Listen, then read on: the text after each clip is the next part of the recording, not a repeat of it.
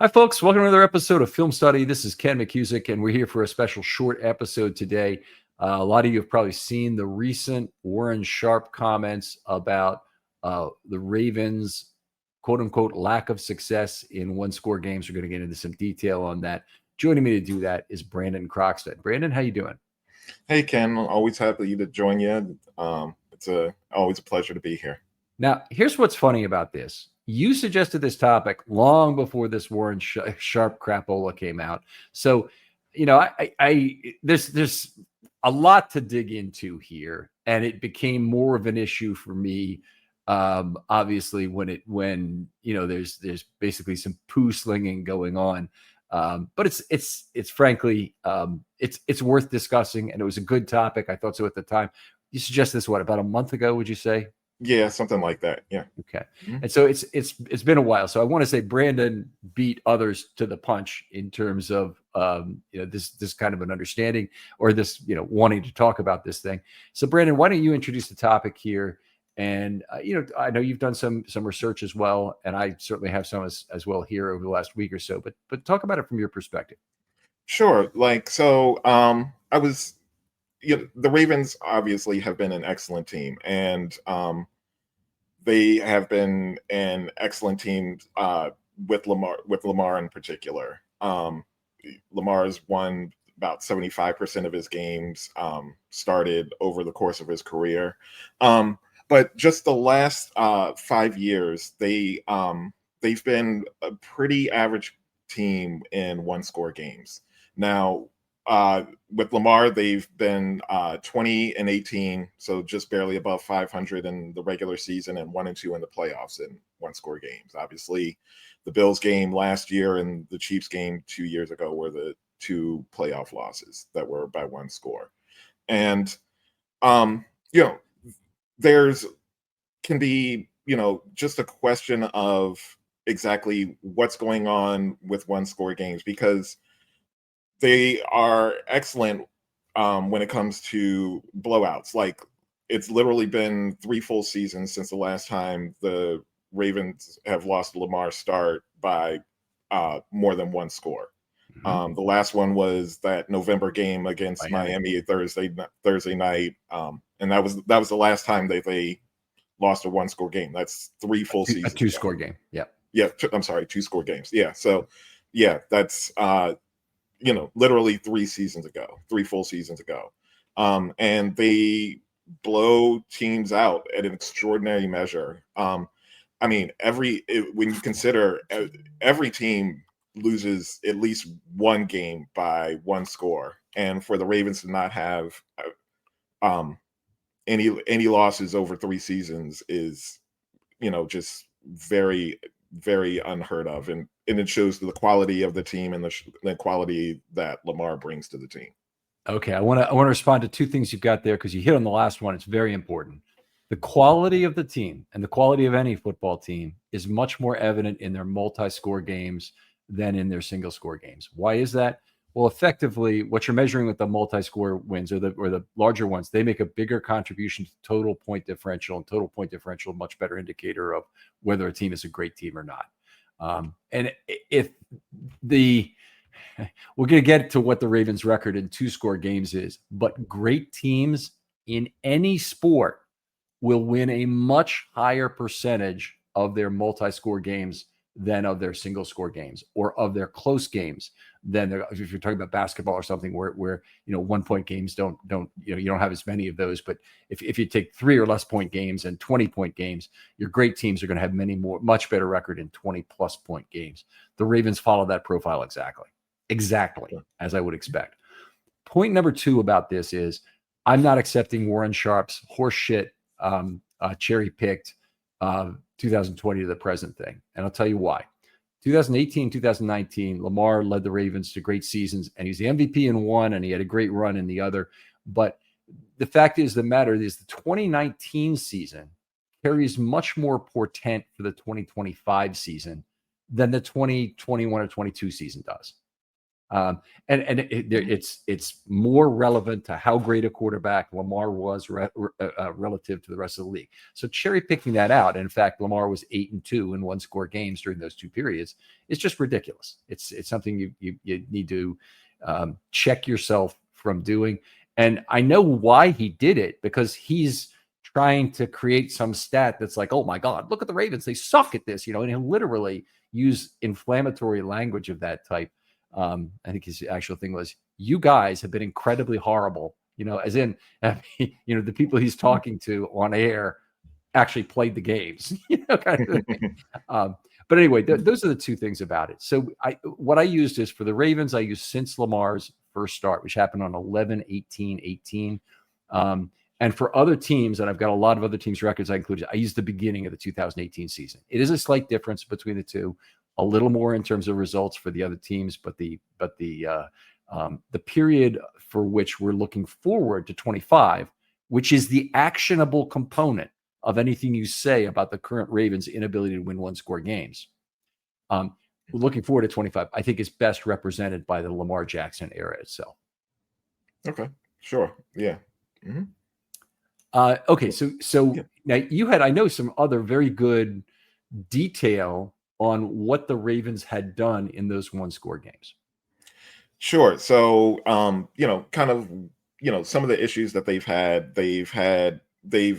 averaged about almost 1.5 turnovers game, 1.4 turnovers per game in those one-score games. That's much higher than they have in, all games considered, that they average. Do you happen to have the not number for that? So you have it was 0.7. It was like 0.6 something. So yeah, I mean, it's almost double the amount of turnovers in those games. And also penalties. They averaged just under 7.5 penalties a game, which is higher than their normal, but they like last year, they were the highest penalized team in the league. So penalties kind of have been an issue for this team over, several seasons. But, in these close games, they have more penalties than they normally do in, more decided games. So, there is some, if you're playing a blowout game, you're going to be less aggressive. You're not going to pick up a pass interference or, defensive holding penalty because you're playing off coverage or something like that. So, there are some reasons to explain it, but 7.5 penalties is too much for any game, especially, even tight games like that. Okay, so I'm with you on the difference. And by the way, when you said 1.4 and 0.7 and the turnovers, I'll start with that. First of all, I would expect that. I think it just doesn't shock me as a number that creates a difference. If you look at the one-score games, we already know the Ravens won just over 50% of those games. In fact, they've won 54.4% of their games decided by one score since 2008, since the first Lamar start. And that's a very good record overall. I'll get into that a little bit later. But it's also the worst of the Ravens games, because when there's a blowout game, they win a vast majority of those games. And we already know turnovers are highly correlated to wins. Mm-hmm. So I would expect you to certainly have a better turnover ratio and fewer turnovers in your wins. And that's basically what you're telling me with saying I looked at the one-score games and I had more turnovers per game. So sure. That result should be wholly expected by anybody who's looking at this. I think I did also have an actuarial student come to me once, and a lot of people who've heard the show may have heard this story in whole or part before. But the guy sat down and he said he'd done a study in college that showed that fumbles were not particularly well correlated to wins, and interceptions were. Okay. And I kind of had to hold back my smirk for a second. I asked him, well, why do you think that is? And he started talking about the yardage, the chance of a return, and there's a pick six, and it didn't make any sense. I had to stop him and say, no, it's not that. It's the fact that fumbles might occur on any play, but when you are trying to come back, when you're trailing in a football game, you exchange turnover risk in exchange for yardage. That's exactly what you're doing. You're throwing it all four downs. When you're passing more. Yeah. The and more and you so pass, and you force the ball at a tight windows because you have to. You're playing 4-down football or whatever it might be. But it's natural that there would be turnovers in such situations. So we got to be really careful with context when we talk about these kind of things. Yeah, and then also, to go besides that, I mean, when a defense knows that you're passing the majority of the time, they're keying on the pass, and the most effective offenses are the ones that keep you off balance. They run when they expect you to pass. They pass when you expect you to run, and that also reduces your turnovers as well. So yeah. Okay. Yeah. So I kind of wanted to go back and look at the Ravens record over this period. And again, I'm using 2018 to the present. I did all my, the Lamar Jackson era. And I just want to go through that and explain why I think it's a completely normal pattern. And it's a good pattern in general, I think, for the Ravens. But then any comments you might have on this are certainly more than welcome here, Brandon. This is your topic. I just happen to have done some work on it in the last few days because of this other stuff that's going on. Let me get to my own profile here. I got to look at there. It is. Okay. So here's the Ravens record since the beginning of the Lamar era. They played. That's the Steelers. I'm sorry. I'll get to the Ravens here in a second. Okay. So the Ravens have played 107 regular season games since Lamar's first start. In 40 plus games, they are 1-0. The only win was that Miami 59-10 win. In 30 to 39 point games decided by 30 to 39, they're 9-0. In games decided by 20 to 29, they are 9-2. And games decided by 10 to 19, they're 24-5.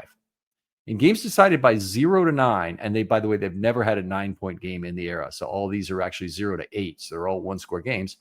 They're 31-26. And that includes 4-6 in games that Lamar did not start, and another 1-1 in games that Lamar did not play the last snap when the game was with one score. It's been lots of games Lamar hasn't finished because he's been out in the fourth quarter with the Ravens up 2 or 3 scores, or more. But when he didn't play the last snap at one score, it's because he was injured. And those 2 games, the Ravens actually went 1-1 in a 10-9 win over Denver and another loss to Cleveland during that era. So if you take out those games, and I would just probably take out the 4-6 and leave his starts in there. He's 27-20 in his career in games decided by one score. Now, first of all, what does that tell you? That whole sequence of stuff, does that tell you anything about Lamar in particular? I mean, it tells you that he's a winning quarterback no matter what. That's number one. And it's very similar to other great quarterbacks like Josh Allen. He's 22-17 over the last 5 years in one-score games. So, Josh Allen's obviously one of the best. I mean, I'd say the outlier is Mahomes, who has been a ridiculous 36-12 over the last 5 years in one-score games, including 11-0 last year and 9-1 in the playoffs, which is, unreal, unbelievable. I mean, I think, part of that is a testament to how good Mahomes is, also how good the coaching is, that they, execute and, have that. I almost kind of consider them like the 03-04 Patriots with Belichick and Brady, where they won a ton of close games in a row just because they executed well and they waited for the opponent to make a mistake and not make mistakes themselves, and that's how they won. And that's a lot of what the Chiefs do as well. Is it sustainable? Is it sustainable? Obviously, not. Being that good over 5 years is a huge, I would say, a huge aberration. It's not. I would not think it's sustainable over these next 5 years. I don't think it's predictable of that. But they're, you know, and this might be an aberration that Lamar's, basically barely above 500 over the last 5 years, and it could be these next 5 years they're going to have that mentality because they have great coaching. Obviously Lamar's a great quarterback. They might have, the next 5 years they might have a very similar, excellent record in these close games as well. So, and you put that on top of the fact that, I mean, no team blows out teams the way the Ravens do. No team blows out quality teams. Like they're not blowing out the Browns and the Jets of the world. They blew out the Lions that were in the NFC Championship game. They blew out the Bills last year. They blew out just playoff teams, these last 2 years. I think you had, a stat that they've had the most wins the last 2 years against playoff teams like in NFL history, and a good amount of them have been blowout wins. Yes, that's correct. And they had, they're 5 for 5 in 2-score games in 23, I think it was, against. There was something about it. I forget it was the best record or whatever. But the last 2 years, the Ravens have gone 10-4 and then 9-3 against teams finished with records over 500. And those are the two highest win totals on an island. There's nobody else with 9 in the history of the National Football League. Now, there is something going on with that the 17-game season has created fewer 8-8. Well, obviously, there's no more 500 teams unless you go 8-1. Right. So it really has created more opportunity for it. It's still incredibly impressive. Impressive. And I can't imagine that many wins were against teams that ended up finishing 9-8 anyway. I mean, most of those winning teams were, at least 10-7 or better. Yeah, they had some of that. So they had, like, last year, the Bengals ended up winning their final game of the year to go 9-8. So I don't want to tell you there's none of that in there. And the Ravens beat the Bengals twice, of course. So there was their profile of wins against those teams is incredibly impressive. You don't have to try and if anybody wants to try and belittle it by saying, "Oh, look, you had 4 wins against 9-8 teams. Who cares?" kind of thing. Well, then it would be 15-7 if you want to take those out. Is that a bad record versus winning teams? Exactly. The point I want to make, I said this earlier, is that the Ravens' 43-7 record in 2-score games is, first of all, it tells you the most about the quality of the roster going forward into 25. They've completely dominated those games, and it's because they're a great team and they don't lose these games by 2 scores. You mentioned it, in terms of going backwards. It's not something. Blowout games, the Ravens will almost always work. So if I'm looking at 2025 and I'm saying, how's this season going to play out?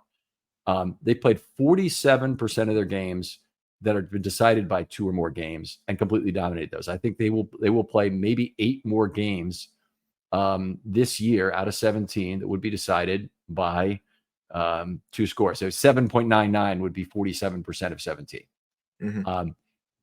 If I would expect, given the quality of this roster, that they might win 7 of those games. They've won 86% of their games by 2 scores. They're 43-7 since 2018 or in the Lamar era.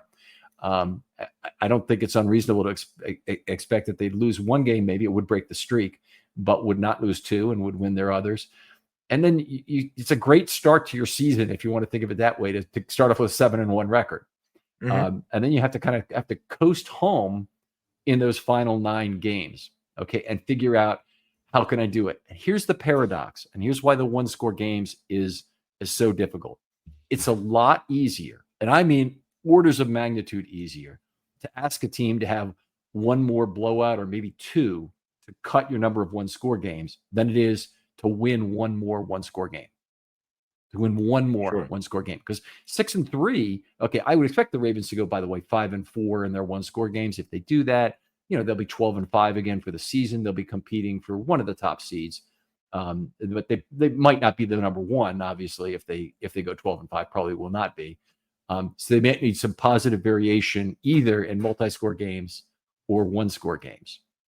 But Mhm. it's a hell of a lot easier to win one more blowout game than it is to go 6-3 in one-score games. That's just that requires Sure. circumstance and luck and other things to be on your side. The Chiefs have done it remarkably over an extended period here, and the other team that's done it a fair amount is the Steelers, who have really masked mediocrity with Right. good success in one-score games.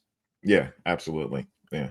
And I mean, I think, overall, like, I think, one of the important things that they're going to have to do just for success in all games is, I think a big thing is cutting down on the penalties. They were the most penalized team Mm-hmm. last year. They had several games, a couple of games where they lost, where they had 9, 10 or more penalties in those particular games. I mean, when you are probably going to have probably a little, at least some regression on turnovers. I mean, you can't expect Lamar to only throw four interceptions Yep. again this year. You have to figure out other ways to cut down on your mistakes. And penalties is one that I think is a big flashing red light that's saying, that has to be approved on. They can't be the most penalized team in the league. And I think, it caused me a little worry. Like their recent training camp, they had like something like 6 pre-snap penalties in Yep. one practice, which is completely unacceptable. I hope Harbaugh got on them big time in whatever meetings that they had, because that cannot be something that can be acceptable. So funny story here. Okay. So first of all, all 4 days of camp so far, and we're recording this on Sunday, the 27th. So my camp notes are out there for the 23rd through the 26th. And this information is all in there. But the Ravens have had a bunch of problems with false starts. And one of the things they're doing, and this is why you kind of need to understand it, because Monken is not going to simplify the cadence to create fewer false start penalties, which would be one thing they could do if they want to have cleaner practices where they got their offensive plays off, got their reps through, and did these right. But it doesn't replicate real season experience. It doesn't replicate what will happen during the regular season, when you will want to vary up your cadence and Sure, you don't want to do that in the regular season. You need to change your cadence. Sure. But every single day they've begun with set and snap drills, which I know you're familiar with this, Brandon, because you played a lot of football, but they don't even have their helmets on when they're doing it. What they do is they get in the huddle, they run to the line of scrimmage, they get set as quickly as possible, they snap the ball, they get out of their stance. They're looking for a few things: clean exchange from the center to the quarterback. They're looking for no false start penalties. They're looking for people to be in the right place, offensively and defensively, and they're looking for the players to get off the line of scrimmage quickly, which, by the way, that's really important, because you have to test the player on both sides. You have to test him. Yeah, you need to get off quickly, and yeah, you need to hold your water until it's time for to not be flagged for a false start. Even after that, they had one false start during that drill, and then they had 6 more false starts yesterday. It's been reported as 5. It was 6. I've been counting them every day. 6 more got flagged during the 11-on-11 drills. A 7-on-7 doesn't have this problem because they don't snap the ball in the same way, so they don't really have false starts for that. The 11-on-11 drills have been a mess of false starts, and part of it is the Ravens they're really challenging their players with cadence that is not simple. They're not running every play on one. Sure. Yeah. And, hopefully, them making those mistakes now, will clean up things in the regular season. But I mean, it's not just that. It's, it's the roughing the passers. Oh, yeah. The pass interference, the holdings, those penalties, are obviously very big also. I mean, they're field position changers, automatic first downs. Those are the huge plays that you don't want to, that you need to work on as well. Okay, so first of all, completely agree with your comments. And now we've seen a couple of different moves by the Ravens. The first was that they went to Warhop last year, and it actually took Warhop quite a while to kind of get the offensive line into a reduced penalty situation. And a lot of the offensive penalties are holding, illegal man downfield, illegal formation penalties, which are, as you've heard me say on the show, much more important than the false starts. The false starts, cost of doing business in a certain way, I want them to be low, but I realize they'll never be zero. Okay. And also they have the least cost because they're 5 yards only. The defense has no option related to the enforcement of a false start. They can actually decline it, and maybe they would on delay of game occasionally in a punting situation, say, but in most cases they would never choose to decline a false start. So it's 5 yards only. If you have an illegal downfield penalty, that's 5 yards also, but the defense has an incredibly valuable option to decline. And so not only do you potentially lose a big play by having a guy illegally downfield that probably didn't contribute anyway to anything with what he did, but you also, give the defense the opportunity to decline if it was an incomplete pass on third down, say, or if it was, a play that went for a loss anyway, or a turnover. Yeah. And, a good amount of those illegal man downfield penalties were kind of on Lamar, in that, most of those times it's either an RPO where, it's he's deciding whether to, hand the ball off or, throw to the quick receiver.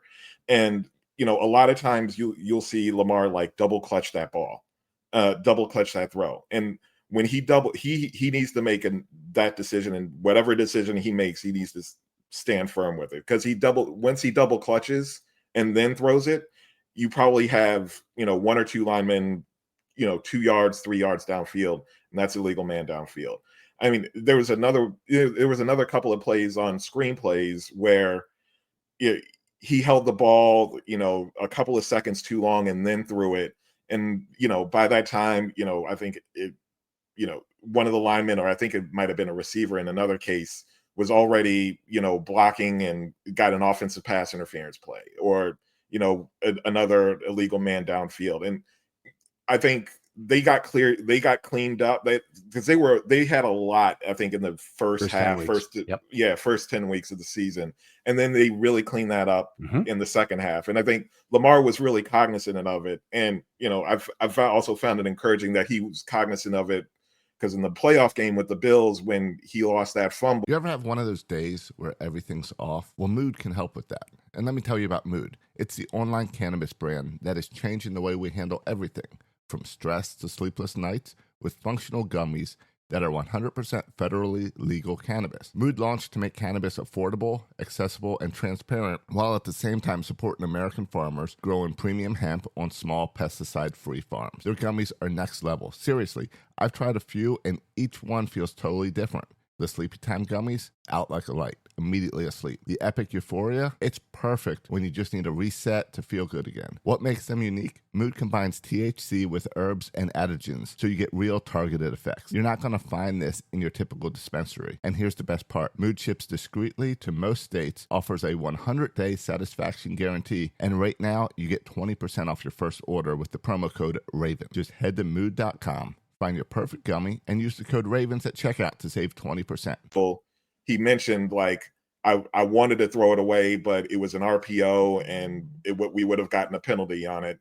And so that's why he held on and ended up fumbling the ball. And I guess that result, you almost rather take the incomplete and the illegal man downfield than a fumble. But you don't always get to know the result. Right, I'll just say this about the linemen and their relationship with Lamar. Lamar's a special quarterback. The Ravens completely lean into who he is as a quarterback, including all the fakery behind the line of scrimmage, the extended plays, and whatnot. Offensive linemen have very little to offer once they get into level 2 in terms of the true value of their blocks on a play like that. Even on a screen pass, honestly, it's pretty limited how much an offensive player can help you, and particularly when you consider how often they really help you getting ahead of that play and making a block. It's fairly limited. Yeah. The onus is for the Baltimore Ravens is on the offensive linemen to be sure that the ball is out before they head downfield. And while it's true that there are RPO risks that come with Lamar, I think there was much more in terms of what I saw where it was drift and players getting thrown into level 2 in some cases where they were really upset about it, but the defensive lineman kind of pulled them into level 2 and got them out there in space before it happened. The onus is completely on the offensive lineman within the structure of how the Ravens try and win football games. Lamar, the last thing I want is Lamar altering his game on RPO plays to start with this, go with his first read or the first time he moves the ball. I want him to manipulate the hell out of those defenders. And what he can do is, it might be, I don't think I'd be overstating to say it's 10 times as valuable. It could be 50 times as valuable as what the offensive lineman can provide you in terms of a downfield block on a play.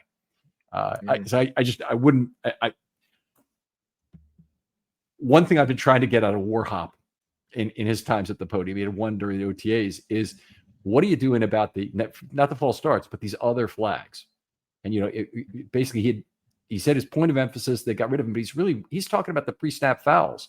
And I'm wondering, how are you getting offensive linemen to reduce holding penalties? How are you getting to reduce the other declinable fouls? Because those are the ones I'm really concerned about. Yeah.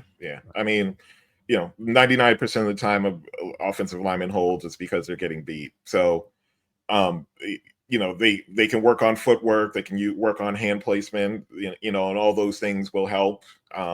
But it's also the quality of the player. Worse offensive linemen hold more, better offensive linemen hold less, generally. I'm with you entirely on that. But a lot of holdings also come on run plays, and I'd say way more than a very high percentage of the time. They're made on blocks where the guy has no more impact on the play. He's already lost. It's they're getting beat, on run plays as well. They've lost whatever leverage or whatever angle that they had, and so now they're holding. And yes, a lot of the times it doesn't affect the outcome or wouldn't have affected the outcome of the play, but they still have to call that flag. Yeah. All right. So let's get back to some other results of teams, because I've said the Ravens are completely normal in terms of their being a great team and having incredible records to very good records to not so good, or just slightly above 500 in games that are decided by one score. I just want to go through this with some other teams. The big outlier, as you mentioned, are the Chiefs. And so those have to be mentioned. They have to be mentioned separately. But the Chiefs are the dominant team of the era, and it's not that we can. Let me make sure I can get to my post here on this. So there's the Bengals, the Steelers, okay. Here's the Chiefs. They've been the dominant team of the Lamar era. So you look to the beginning of 2018, you're really looking at the best period almost of any team in NFL history. There would be some Patriots teams that would give them a run. But in 40 plus games, they haven't had any 0-0. In 30 to 39 point games, they're 5-1. By the way, their one loss came 38-0 to the Broncos, resting everybody in the last week of last year. 20 to 29, they're 9-1. 10 to 19, they're 28-3. So let's put all that together. They're 42-5, which is even better than the Ravens in 2-score games before you get to their 1-score record. So nobody's claiming that the Ravens have been as good a team as the Chiefs during the Lamar era. They haven't been, but the Chiefs have been a very similar 42-5, won about 89% of their multi-score games as compared to 86% for the Ravens. They've actually played a few less. So you want to have as many multi-score games as possible if you're a great team, because you're like I said, typically going to win those. Anything to say about that before I move on? No, you said it perfectly. Yeah. All right. And in 0 to 9 point games, which are the close games, the Chiefs are 37-12 over 5 seasons, but you go back to the previous 2 seasons, they were only 11-9. So they're 48-21 from 2018 to the present. That's an unbelievably good record. That's a record of over 2/3. Matter of fact, 48-21 is only one win short of being a 700 team in those games. So it's unbelievably good. It's not sustainable. And in particular, the last year, the 9-1 is something that the Chiefs are going to need to find other ways to win ball games than going 9-1 again, because they almost certainly will not be able to do that. Now, that said, the Chiefs' record is enviable in every dimension. They've won a the highest percentage, I would imagine, in the entire NFL of the multi-score games, and they've won also the highest percentage of the one-score games. Quality of opponent does make a difference in this, but the Chiefs have played at least a first-place schedule, despite the fact they played in quite a weak division for the bulk of that 7-year period. Right, exactly. I mean, yeah, it's playing in the AFC West. I mean, they've pretty much been 500 teams, for the last 5 years, and in part because the Chiefs are in that division, but in part they've been very mediocre players and mediocre quarterbacks, except for maybe Herbert, over these past years. There's also a difference of franchise risk that teams take and their willingness to go out there. So everybody says, the Ravens, their window is right now. They have to win, or I mean, teams in the AFC West, they don't really have that option. If you're the Denver team, how do you build a team around the quarterbacks that they've had there the last few years? I mean, it's a fool's errand. So they're not going to go out and play Eagles or Browns ball and try and, bring in everybody they can and stretch out their cap hits for many years. They're going to play it conservative. They're going to play it tight to the vest, which means they're going to be willing to lose more football games in the present to hopefully win more in the future. And they're just, every team in that division is rooting for something to happen to Patrick Mahomes, probably on a weekly basis. And they're also rooting for Mahomes' career to basically be over, which is, they're going to really have to wait that one out, I'm afraid. Yeah, it's going to be another 10 years, I'm afraid. Yeah, I mean, it's the Mahomes, Allen, and Lamar show, probably for these next 10 years. And they, Bills fans don't have any sympathy for the rest of the AFC East teams in the same degree, because they had to live through the entire Brady era where they basically never made the playoffs. So it's a tough situation. It's crazy. Two teams have dominated almost 30 years of that division. Yeah. I'm not sure, and maybe this is something that would make a good short otherwise, but is it really healthy to have the greatest quarterbacks dominate the game the way they have over the past 25 years? I mean, we've had dominance, utter dominance during the regular season from Manning, from Brady, from Mahomes, a few others, but those are the big ones. Russell Wilson when he was good. Is that healthy for the National Football League to have so much in those guys? And they've made rules that basically protect those guys more than they protect any players. They've slanted all the rules to the offense because they think fans want more offense, but it creates a more unbalanced. It's much harder to win with varying styles of play than ever has been in the NFL. I mean, the 2000 Ravens were really an outlier in terms of being able to win with a great defense and a weak quarterback.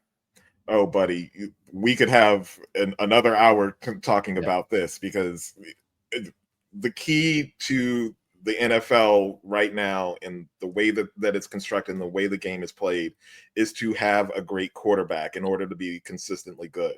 And if the NFL wants to expand, number one, expand the regular season, which they've talked about, but also have expansion of teams, from 32 to 34, 36, whatever they want to expand to, there has to be another way to consistently win football games other than to have a great quarterback. You have to have a good defense, running game, whatever other aspect. It can't just be about, I have to keep drafting a quarterback and wait till I find that great one, and then I can be a good team and consistently compete for a Super Bowl. That can't be the reason. Yeah. With you 100% on that, and that is, we'll leave that for another show, Brandon. It's yes. It's a great topic, though. We should definitely do it. So I want to look at the division teams as well, just for a second in each case. And by the way, these tweets are out there if you want to just check my timeline on this. But very interesting, because the Steelers, we'll start with, are one of the teams that is cited as being extremely successful and way better in one-score games. Well, it's true, but it came at a cost. So in games decided by 40+, 0-0, and games decided by 30-39, the Steelers are 2-3 since the beginning of 2018. In games decided by 20-29, they're 6-4. And in games decided by 10-19 points, The Pittsburgh Steelers are 9-14. Okay. Mhm. That is a total record of 17-21 in games decided by 2 scores. It's Mhm. totally, that is not a good, not a That's great football not where team. you would need to be. Yeah, it's not where you want to be. And there are 50, 26-2 in games decided by 0-9. There might be a 9-point game in there that would be not a 1-score game, but 50, 26-2. Now, that's a great winning percentage in 1-score games. And all I'll say is that their inability to generate blowout wins is what's I would consider to be a very serious cause for concern if I were a Steelers fan. It's an unusual profile, and it does not appear to be, to me, to be something that could be sustained. And in particular, if you're going to be that bad in multi-score games, you're just not that good a football team. In fact, you look at it, the Steelers have only outscored their opponents, I believe it's over the last 5 years, by 24 total points. So 4.8 really? points per season. Yeah. Wow. So That's incredible. but they've gotten by with it. And I think for people who want to make the case for Tomlin, go ahead and make it on that. It's not a terrible thing to say. I think there are reasons which are about team construction and turnovers and the inability to basically come back in a 1-score game that the Steelers are going to tend to be better at with the defense that they have. I think there's lots of reasons for it. I don't think it's all Tomlin.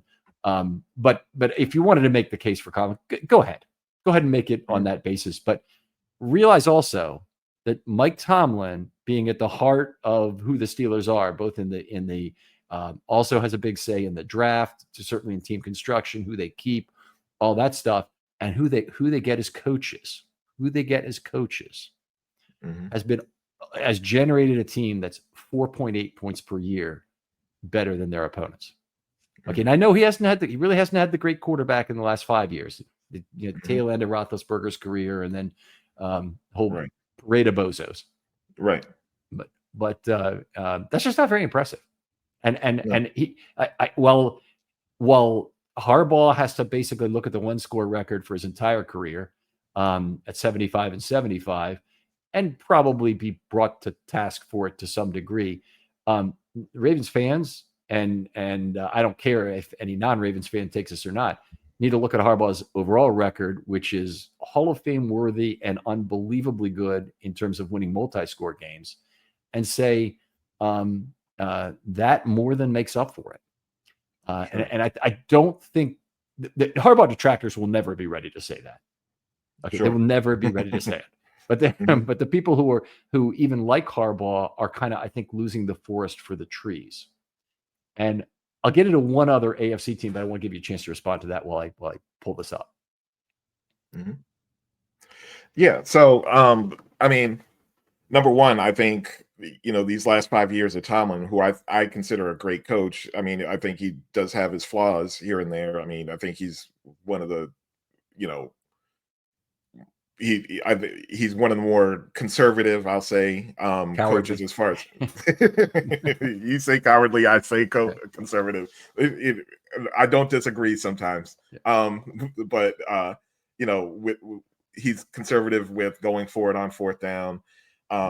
He doesn't always put together great staffs. I mean, when you consider, some of the staffs that Harbaugh has had and how much success, he's had getting coaches, become head coaches, or, get position coaches becoming coordinators elsewhere. Tomlin hasn't had that same kind of success over these last few years. So I think that's probably goes to say how good of a staff is he putting together in general. But, also, with these close games and, the record that the Steelers have had over these last few years without Roethlisberger, I think it goes back to another point when we were saying it has to be another way to win games other than having a great quarterback, because he probably won 70+% of his games with Ben in there when Ben was at his best. And now he's, barely over 500 and can barely beat his opponents by, 5 points a game, which I'm still amazed at. 5 points a season, I'm sorry, which I'm still amazed at as a stat. Yeah, it's pretty incredible. All right, I want to talk about another team, and There's two others in the division. We should hit on both, but the Browns. I'm not saying that the Ravens should be compared to the Browns, but I think you need to understand what a sub 500 football team is. The Browns haven't even been that bad. 2018 to the present, Baker Mayfield, came in the draft the same year that Lamar did, of course, and Baker wasn't terrible, no matter what people want to lay on him. And certainly his years at Tampa, however many it's been now, have been pretty good. So he's been a good quarterback over the period, and they had other guys since then that have not worked out with Watson. So we'll just looking at that period, looking at 2018 to the present, the Browns are 0-0 in 40 plus games, 0-4 in games decided by 30 to 39, 6-9 in games decided by 20 to 29, and 16-20 in games decided by 10 to 19.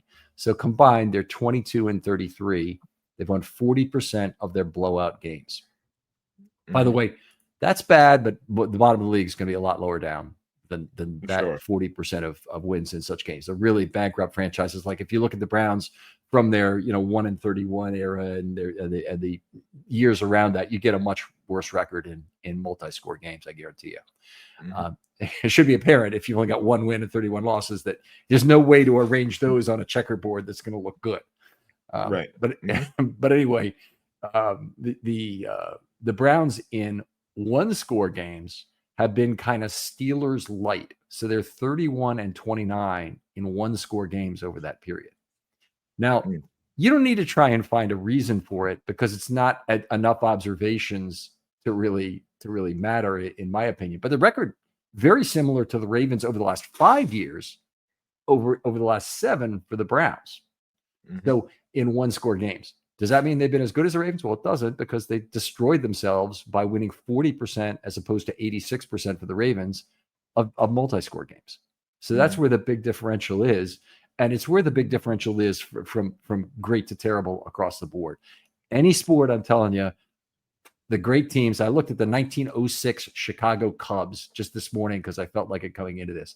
They won the most games in Major League Baseball history, 116-38 in 1906. They were 33-6 in games decided by 5+ runs, and they won only, and I think it was 67% of their games when they were decided by 1 run. Now that seems like only 67% of the games. I'll take that. Well, yeah, of course you would, except that the Cubs were a 763 team overall. Wow. They won only 7. 763 in general in baseball. That's incredible. It's outrageous. Yeah, so it's never been duplicated. But anyway, where would that equate to in a 162? Yeah, I'll do that real quick for you. 763 enter 162 times 123.6 wins. Wow. So yeah. Okay. So now, what do we want to go with this? Okay. The Bengals, actually, one more team in the division, since we should be as complete as possible here.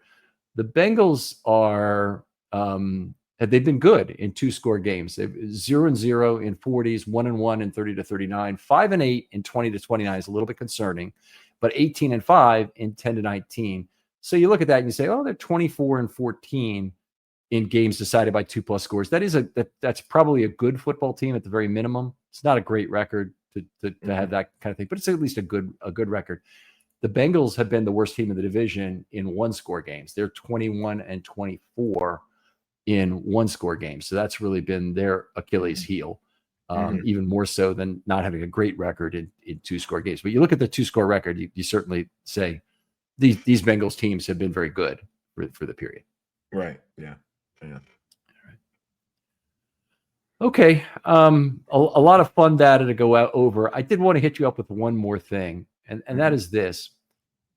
Is some of the Ravens' relative record in 1-score game a function of the game continuum, the game script continuum, I'm going to call it. I'm going to define what I mean by this. If you lined up results into 4 buckets, so you have your 2-score losses, your 1-score losses, your 1-score wins, and your 2+ score wins. So you have the 4 buckets we've kind of just defined in aggregating this. Do the Ravens have some special characteristic that basically has them putting more games away from that one score bucket into the multi-score bucket in a way that they're losing results in one score. Because they certainly got a great record in 2+ score games. And is it something about Lamar Jackson enters the fourth quarter, say, and there's nothing magical, by the way, about the beginning of the fourth quarter. It could be the end of the first half, could be a lot of things. But the Ravens are exceptionally good at putting away those games and making them 2-score games. Whereas the Steelers, that's not the way they win a 1-score game. They win a 1-score game by punting the ball and trying to make you make a mistake on offense. Right. Yeah.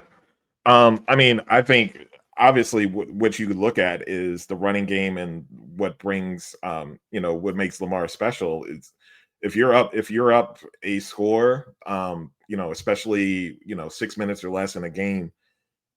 I mean, when you're most fatigued and you've got, the Lamar mesh point on, read options, no matter who the running back is. But I mean, especially now with Derrick Henry, that is, is hard to stop. And if you can run the ball, you can put away a lot of games. And when you force, teams to, lose, hurry up, because now they have to throw to catch up, that helps your defense. And your defense can play one-dimensional, play the pass. They can get after the passer. Your corners and defensive backs can be more aggressive and maybe sit on route, get that interception. And, that's how you put games away. And yeah, so I think Lamar is the reason why most of the games go from that 1-score bucket to that 2+ score buckets. And, especially, later in the games. Right. I mean, I agree. It's Lamar is the most everything of the Baltimore Ravens. I mean, he's the most everything. I call Lamar the sun. Everything revolves around him, and he brings light to everything. Yeah, there you go. He is the cheat code for the Baltimore Ravens. There's no doubt about it. But I would also say that the coaches have done a great job of getting the best out of Lamar during his career. So Lamar handled by other coaches might have been, less great than he has turned out to be. But Greg Roman was the right coach for Lamar Jackson when he came into this league. Greg Roman didn't even hold him back in 2019. And, anybody who thinks that he did, really, generally speaking, during his career, I think is wrong. The Ravens' talent held them back in some ways on offense, but I don't think it was Roman. But, it became time for a change. Monken has worked tremendously well with both the things that work well about the Roman offense and the things that he's added to it. And they've become one of the best teams in the last 40 years, despite the fact they haven't managed to win a Super Bowl these last 2 years. And they can't get out of their way. Yeah. I was actually having a conversation with one of my best friends saying, if Lamar was drafted by another team, he might be looking like Justin Fields, or he might have been playing receiver or running back. And yeah, boy, would that be scary. Yeah. And, he got drafted by the right team who had a great plan for him, and he's become, arguably the best quarterback in the league because of it. Yeah. And it's great being a Baltimore fan during the Lamar era. We can't ever not take it for granted, but we also can't take for granted everything that has been done around him to get him there, both in terms of personnel acquired, the coaching, having the right players, and having the right coaches in place to manage the game, offensively and defensively, to support Lamar Jackson appropriately. Yeah. And just, in some ways obviously it's a darn shame that they haven't gotten over the hump with that. Anyway, getting back to what I was talking about, I think what I want to do is create a flow diagram of how games change maybe late. Trying to decide if I wanted to define that as the second half or the fourth quarter or whatever, from one bucket to another. And if there's a net flow that goes generally to the right, where they're pulling away in games late, or there's a lot of net flow from pulling away in games late as opposed to coming back into a 1-score game late. There has some, by the way, there's been some of that this last year, the Dallas game. I think a lot of that was the defense, not figuring things out on the back end.